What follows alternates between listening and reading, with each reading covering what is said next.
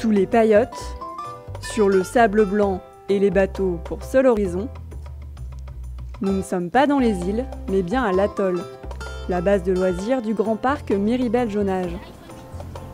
Un côté paradisiaque, très apprécié par ses visiteurs.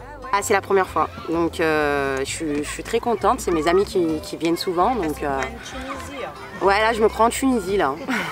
C'est très propre, c'est très agréable et je trouve qu'il y a beaucoup de familles. Des familles comme ces Villeurbanais qui sont des habitués du site. Ça fait des années qu'on vient à l'atoll, surtout pour la plage. La plage est super agréable. Et puis après, quand on a des gamins pour les animations, c'est le top, quoi. Des activités pour les familles, comme cette tyrolienne de plus de 200 mètres de long, qui propose une descente sensationnelle au-dessus du lac des Eaux Bleues. Allez, à 3. 1, 2, 3.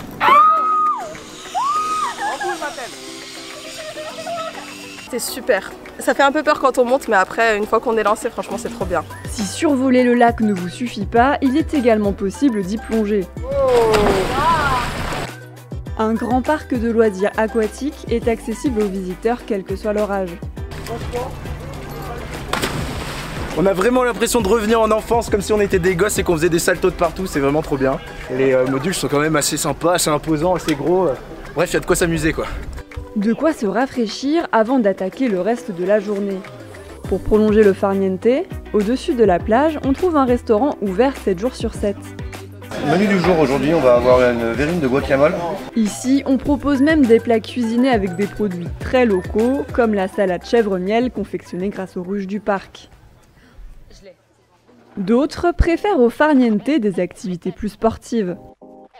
Donc on garde les fesses ici dans la partie moulée, les pieds dans les cale-pieds. Mais écoutez, bonne balade! Du canoë-kayak au paddle en passant par le pédalo, la balade sur l'eau est un luxe qui se mérite à la force des mollets et des bras. C'est une activité vraiment chouette. Pour une première fois, bon, c'est raté et c'est réussite, hein, mais c'est une belle initiation en tout cas.